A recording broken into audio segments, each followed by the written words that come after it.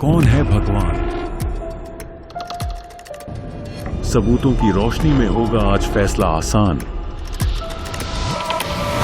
धर्म का सच्चा रूप,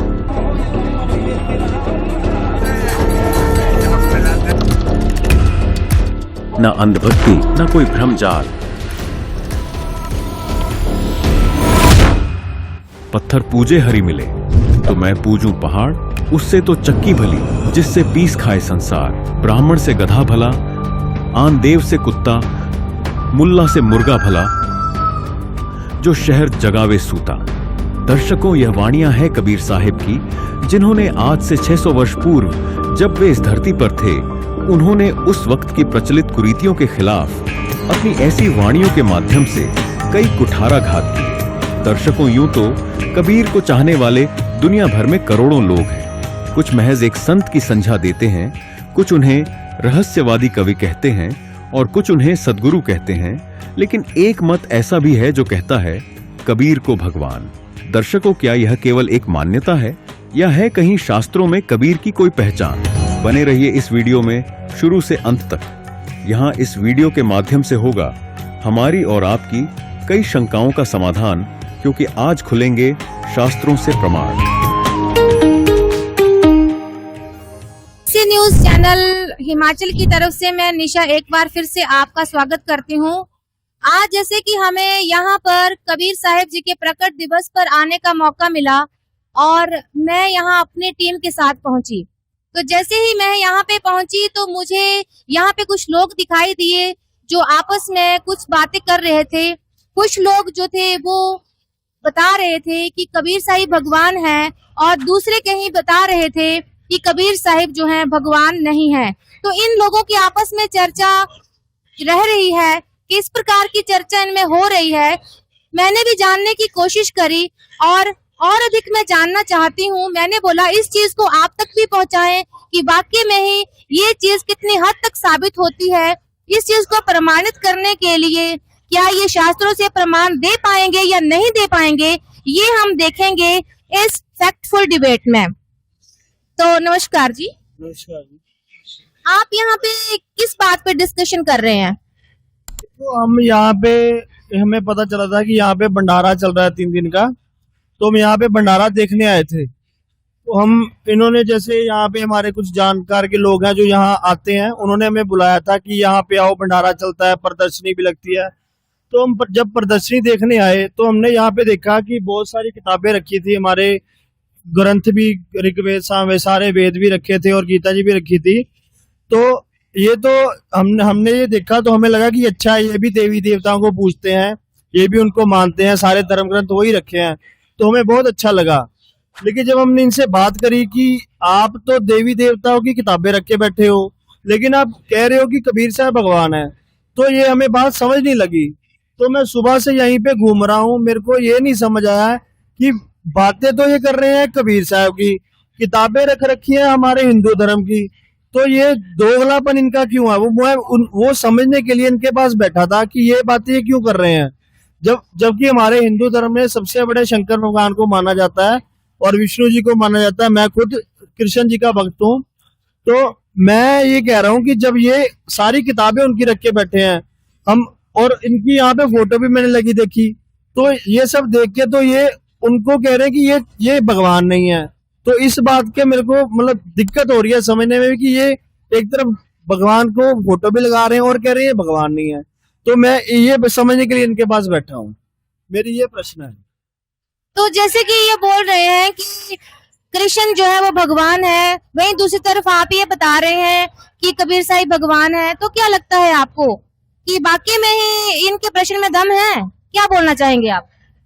धन्यवाद जी, जो आपने प्रश्न किया, हमारे इन भाइयों ने जो प्रश्न किया, मैं इसको समझूंगा कि ये बिल्कुल तार्किक प्रश्न कर रहे हैं, क्योंकि इन्होंने भगवान के विषय में जहां तक जाना हुआ है वहां तक ये ठीक प्रश्न कर रहे हैं। लेकिन हमने जो जाना है उसको ये नहीं समझते हैं कि हमने किस चीज को जाना है। पहले हम भी इन्हीं की तरह थे, हम भी इसी ज्ञान तक सीमित थे, हम भी केवल ब्रह्म विष्णु महेश तक सीमित थे। लेकिन जब हमें संत रामपाल जी महाराज जी की शरण में आकर के ज्ञान प्राप्त हुआ, और संत रामपाल जी महाराज ने इस ज्ञान को शास्त्रों से प्रमाणित करके हम सबको समझाया, तब हमने देखा कि वास्तव में कबीर देव जी ही पूर्ण ब्रह्म है, पूर्ण परमात्मा है। उन्होंने ये शास्त्रों से हमें प्रमाणित कर दिया कि कबीर साहिब प्रमाण है, और इसके लिए वे कहते हैं कि गीता में प्रमाण है कबीर साहिब भगवान है, वेदों में प्रमाण है कबीर साहिब भगवान है। जब ये सब बातों में कुरान में प्रमाण है कबीर साहिब भगवान है, और गुरु ग्रंथ साहिब में प्रमाण है कबीर साहिब भगवान है। तो देखिए जिस जिस धर्म के जो अनुयायी रहे हैं उन्होंने परमात्मा को जिस रूप में पाया उन्होंने प्रमाण सहित अपने अपने ग्रंथों में लिखा हुआ है, और उस प्रमाण को हम देख करके ये साबित कर चुके हैं कि कबीर साहिब भगवान है। जिसके लिए हम इन्हें ये वेदों का प्रमाण पूछना चाहते तो वेदों को समझाएंगे, अगर ये गीता जी का प्रमाण पूछना चाहते हैं तो गीता जी से उनको प्रमाण देंगे, यदि ये कुरान से पूछा तो कुरान से देंगे, और यदि गुरु ग्रंथ साहिब से पूछा तो सबसे इनको प्रमाण देंगे। क्योंकि हमारे गुरु जी ने इन तथ्यों को बड़ी मेहनत से, बड़ी लगन से, हर ग्रंथ से निकाल करके हमें अपने पूरे जग को, अपने बच्चों को समझाया है, और हम इनको भी पूर्ण ब्रह्म का ही दर्जा देते हैं, क्योंकि इन्होंने जो ज्ञान दिया है इसको पूरे विश्व में इस ज्ञान को देने वाला अन्य कोई दूसरा नहीं था। अब मैं चाहता हूं कि अगर इनको प्रमाण देखने हैं तो हम इनको अपने सदग्रंथों से ये प्रमाण दे सकते हैं। लेकिन थोड़ा सा मैं एक बात और कहना चाहूंगा कि भाई साहब ने कहा कि हम ब्रह्मा विष्णु महेश को ही भगवान मानते हैं, ठीक है, हम ये जानते हैं कि ये अपनी जगह ठीक है, ये भी भगवान है, लेकिन इनको ये पता नहीं है कि गीता जी में जो गीता को बोलने वाला है जिसको ये कृष्ण कहते हैं, उसको हमारे गुरुजी ने साबित करके बताया कि गीता में वो काल ब्रह्म बोल रहा है। गीता जी को बोलने वाला जो वो काल ब्रह्म है, जिसको हम ब्रह्म भी कहते हैं, और उसने खुद कहा गीता जी के 11 अध्याय के 32वें श्लोक में कहा है कि कालो हम प्रवृत्त, मैं बड़ा हुआ काल हूं और पूरे इस संसार को सबको खाने के लिए तैयार हुआ हूं। आप देखो इतनी बात कर रहे हो कि हिंदू समाज की जितने किताबें हैं, गीता जी हैं, वेद हैं, उसका ज्ञान हमें तो यही सुना कि कृष्ण जी ने ज्ञान दिया है, और ये ज्ञान दिया भी कृष्ण जी। जब महाभारत का युद्ध हो रहा था तब उन्होंने सारा ये ज्ञान अर्जुन को दिया, ये तो हम सबको पता है। तो ये आप अपनी तरफ से कैसे कह सकते हो कि ये वाला ज्ञान कृष्ण जी ने नहीं दिया, किसी और ने दिया? ये तो आप मैं तो पहली बार सुन रहा हूँ। जैसे मैं हिंदू धर्म को जानता हूँ, वो कहते हैं कि ब्रह्मा विष्णु महेश अजरो अमर नहीं है, उनका भी नाश होता है। हम कैसे मान ले, क्योंकि ब्रह्मा विष्णु महेश तो आदि से चलते आ रहे हैं। ये तो उनके रामचंद्र जी, कृष्ण जी और भी कितने उनके अवतार हो चुके हैं, तो वो तो सबसे ऊपर के भगवान है, इनसे ऊपर तो कोई है ही नहीं। तो ये उनको भी झुठला रहे हैं। तो ये जो कर रहे हैं ये समाज सुधारक का काम नहीं है, ये समाज को गलत दिशा में लेके जा रहे हैं। इनको पहले प्रमाण होने चाहिए इनके पास, फिर ऐसे बातें करनी चाहिए। ये सब गलत कर रहे हैं। जब तक प्रमाण नहीं है उसका कोई आधार नहीं है, मुंह से तो जितनी मर्जी बातें कर लो। तो कैसे सिद्ध करेंगे आप इस चीज को? प्रमाण दिखाइए। मैं देखो, मैं अकेला नहीं, मैं कैमरामैन सबको दिखाए। ग्रंथ खुद लिखे होंगे यहाँ, क्योंकि आश्रम से यहाँ ये खुद भी लिखे हो सकते हैं, इस पे डाउट हो सकता है ना। हाँ, एक देखिए जी, हमारे भाई साहब का प्रश्न है कि इन ग्रंथों को हमें दिखाएं, इनका अवलोकन करवाएं। तो ये देखे पढ़े, ये श्रीमद् देवी भागवत पुराण है, जो कि सचित्र मोटा टाइप केवल हिंदी गीता प्रेस गोरखपुर से छपा है। ये इन्हें पता होगा कि अब यहाँ देख सकते हैं, इसमें ये जो लिखा है सारे का सारा गीता गोरखपुर प्रेस से, और इसके संपादक है हनुमान प्रसाद पोदार चिमनलाल गोस्वामी। आप इसको मानते हो क्या? इसको आप अपना ग्रंथ मानते हैं या नहीं मानते हैं? तो इसमें देखें, अब इसके पृष्ठ संख्या 138 पर यहाँ पर देखेंगे, यहाँ लिखा है कि तुम शुद्ध स्वरूप हो, यह सारा संसार तुम्ही से उद्भासित हो रहा है। मैं ब्रह्मा और शंकर हम सभी तुम्हारी कृपा से ही विद्यमान है।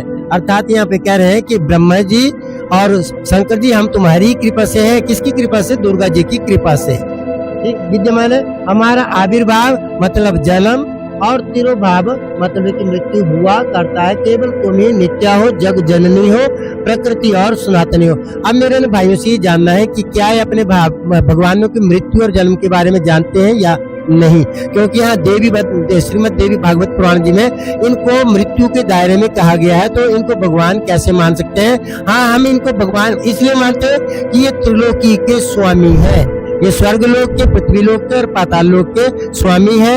ये ब्रह्मा जी के पुत्र हैं। जो प्रकृति शब्द यहाँ पर आया है ये दुर्गा जी के लिए प्रयोग हुआ है। तो इन दोनों की ये संतानें हैं। जब ये दोनों ही संतान है तो इनके माता पिता का भी वर्णन आ रहा है। तो ये भगवान कैसे हो सकते हो, क्योंकि हम तो सुप्रीम गॉड परमात्मा उसको मानेंगे जिससे श्रेष्ठ, जिससे ऊपर कोई और नहीं है।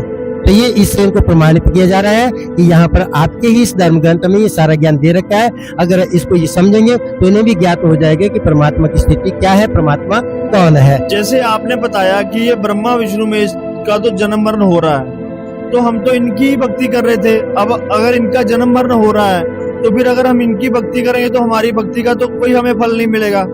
तो फिर हम भक्ति करें तो करी किसकी, क्योंकि हम तो भगत है, हमने तो भक्ति करनी है, हमें तो परमात्मा चाहिए। अब ये अगर ये परमात्मा नहीं है तो फिर परमात्मा कौन है? बताओ इनको कौन है परमात्मा। देखिए भक्त जी, मैं आपकी जिज्ञासा को जानते हुए थोड़ा सा विस्तार से आपको मैं गीता जी से बताऊंगा।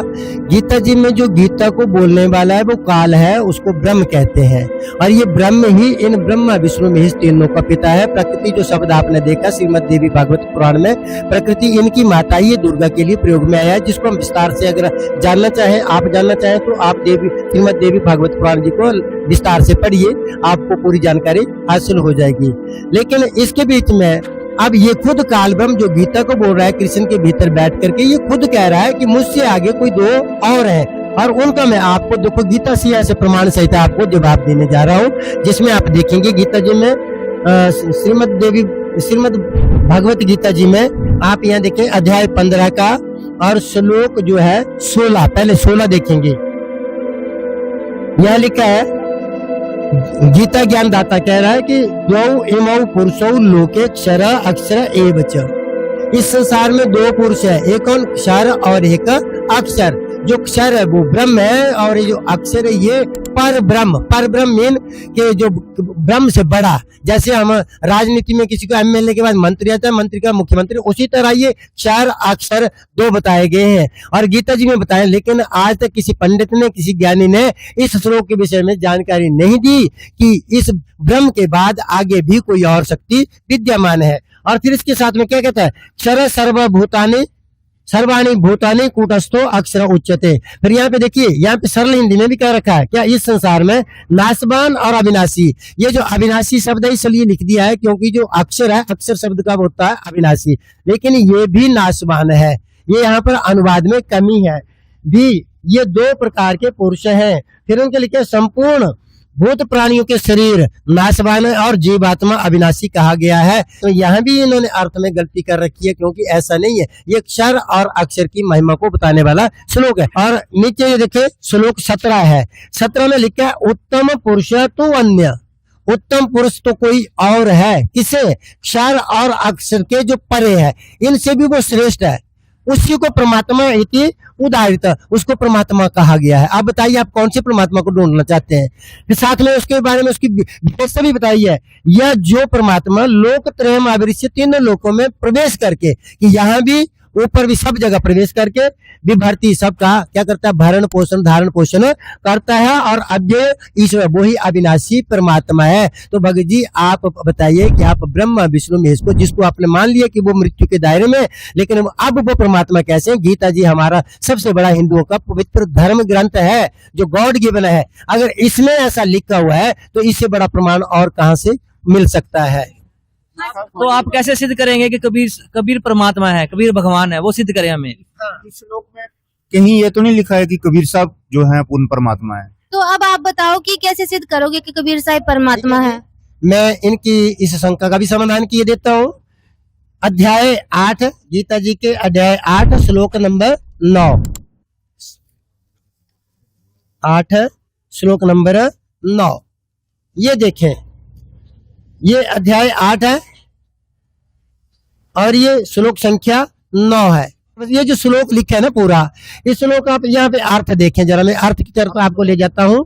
यह जो पुरुष व्यक्ति, जो व्यक्ति, यहाँ पे कभी में यह सर्वज्ञ लिखा हुआ है, ये गलत है। देखिए इसको हमने मार्क कर रखा है। कभी यहाँ पे सर्वज्ञ लिखा है, सर्वज्ञ भी परमात्मा की सेवा कोई नहीं हो सकता। लेकिन अगर ये सर्वज्ञ लिखते हैं तो कभी शब्द लिखने की क्या जरूरत थी? यहाँ पे कभी का मतलब है कबीर को, कबीर को क्या मानता है? अनादि और सबके नियंता, सूक्ष्म से भी अति सूक्ष्म, सबके धारण पोषण करने वाले, सूर्य के समान नित्य चेतन और अविद्या से परे, अविद्या होते है बुराई से, उससे परे सच्चिदानंद घन परमेश्वर का स्मरण करता है। यानी कि उस कबीर, अब यहाँ बताइए वो सर्वज्ञ कौन है? ये कबीर का अर्थ यहाँ पे कबीर परमेश्वर है, जो आज तक हमें किसी ने बताया नहीं है। साथ में आप खुद भी सोच करके विचार कीजिए कि कबीर संस्कृत में कवि शब्द का जो है तो दूसरी व्यक्ति के एक वचन में बनता है कबीर, कवि को मीन कबीर को, तो ये शब्द कबीर के लिए प्रयुक्त है, ना कि सर्वज्ञ, जो कि हमारे लिए एक विकृति बनी हुई है। इसके जैसा मैं एक श्लोक और आपको बताता हूँ, गीता अध्याय 18 और श्लोक 62। अब देखें, गीता अध्याय 18 श्लोक 62, अध्याय 18 श्लोक 62। अर्जुन को समझाते समझाते काल ब्रह्म खुद क्या कह रहा है? तम एव शरणम गच्छ, कहता है उसी की शरण में जा, जो उत्तम पुरुष है तो अन्य परमात्मा इति उदाहरित, ये जो बताया है उसके लिए कह रहा है कि उसी की शरण में जा।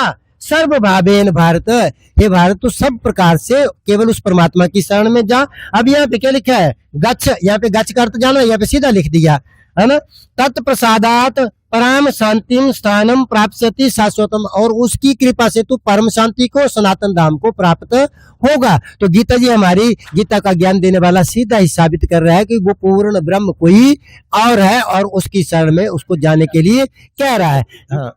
और एक श्लोक और है, अभी एक चीज और देखें, यहाँ पे 18 का 66 नंबर श्लोक है, सर्वधर्मान परित्यज्य माम एकम शरणम ब्रज। अब जो संस्कृत को सही तरीके से जानने वाला होगा ना, जो व्याख्या करने वाला सही से होगा, वो ही इसकी व्याख्या कर सके। यहाँ पर जो ब्रज शब्द है, मैंने इसलिए आपको कहा कि कबीर का जो जैसे अनर्थ किया अर्थ का, ऐसे ब्रज का भी यहाँ पर अनर्थ किया हुआ है। यहाँ पर क्या अर्थ कर रखा है? जैसे पहले आप इस अर्थ को पढ़ेंगे कि सर्व धर्मान अर्थात संपूर्ण धर्मों को, माम मुझ में परित्यज्य छोड़कर, एवं एकम एक।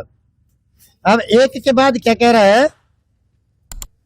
माम कहता मेरी, मुझ, मेरी शरणम, शरण में ब्रज आजा, जबकि ब्रज का अर्थ होता है जाना। जैसे अंग्रेजी में कहते हैं गो मीन जाना। आप में से कोई बता सकता है कि गो का आना कर सकते हैं आप कभी?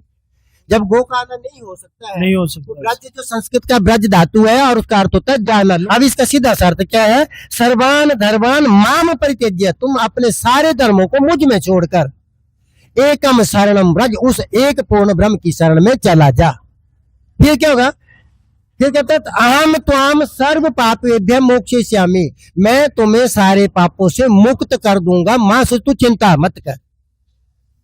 अब यहाँ पे किस तरफ की इशारा है? वो उस पूर्ण ब्रह्म की तरफ है इशारा है कि उसकी शरण में जा और तुझे कोई शोक करने की कोई जरूरत नहीं है। आपके हिसाब से जैसे आपने सिद्ध किया कि उत्तम पुरुष तो कोई और है, तो फिर हम उसकी साधना कैसे करें? उसका कैसे पता चले? उसके मंत्र कहाँ से मिले? देखिए जी, हमारे भाई साहब ने इन बातों को मान लिया, गीता जी के अनुसार मान लिया कि जो काल ब्रह्म कह रहे, काल ब्रह्म को भी इन्होंने पहचान लिया कि काल कौन है, ब्रह्म कौन है, काल ही ब्रह्म है। इसके बारे में इनको पता चला और उसके बाद इनको ये भी इन्होंने मान लिया है कि क्षर और अक्षर और नी अक्षर जिसको कहते हैं, या पर ब्रह्म जिसको हम कहते हैं, इसके बारे में इन्होंने जान लिया। अब मैं इन्होंने जो बात की है कि हम भक्ति विधि कैसे करें, तो उसके बारे में गीता में इन मंत्रों को बताया गया है, लेकिन इन मंत्रों को आप अपने आप समझ नहीं सकते हैं। इसके बारे में मैं थोड़ा सा इनको समझाना चाहूंगा कि गीता अध्याय 17 में श्लोक 23 में ये जो ओम तत्सत मंत्र लिखा हुआ है, ये वही है, लेकिन ये कोड वर्डों में है। गीता जी में ही ये ब्रह्म खुद कह रहा है, ओम इति एक अक्षर माम ब्रह्म, ओम मेरा एक अक्षर मुझ ब्रह्म का है। तो उसने अपना मंत्र तो बता दिया, आगे का इसको मालूम नहीं था, लेकिन यहाँ पर जो मंत्र ब्रह्म ने बताया है कि ओम तत् सत इति निर्देश ब्रह्मण त्रिविध समृतः, ये जो ओम तत्सत का मंत्र है, ये 3 प्रकार से और 3 बार में इसका जाप किया जाता है। तो ये यहाँ पर इसको हमारे गुरुजी, इसका रहस्य गुरुजी ने हमें पूर्ण रूप से विस्तार से समझा रखा है कि ओम बच्चों ब्रह्म का मंत्र है और तत्व और सत्य जो है ये सांकेतिक है, ये कोड वर्डों में, इसको बिना गुरु के किसी को नहीं बताया जा सकता। हम इनको यही आग्रह करते हैं कि अगर इनको ये बातें समझा जाएंगी तो जो गीता अध्याय 15 के श्लोक में बताया है कि जो व्यक्ति इस उल्टे लटके हुए संसार रूपी वृक्ष को भिन्न भिन्न वेदों सहित जानता है, वो तत्वदर्शी संत है, और उसके पास जाकर के ये इस ज्ञान को प्राप्त करे। और उसके लिए परमात्मा ने